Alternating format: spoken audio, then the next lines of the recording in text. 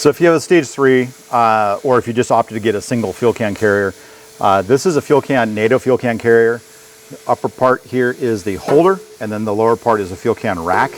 The rack has a small bolt kit that's for it, called fuel can rack bolt kit. It's packed in with the rack itself. And then the upper fuel can carrier has its own bolt kit. And we have a separate video on how to assemble these.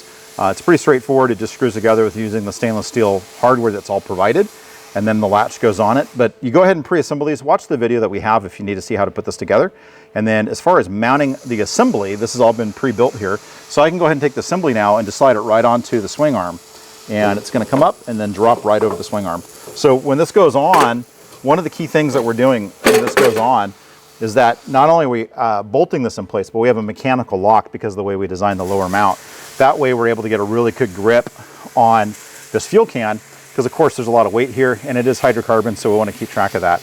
But it bolts right on, and we'll go ahead and use the mounting bolts that are included in the lower bracket kit to mount it to the swing arm.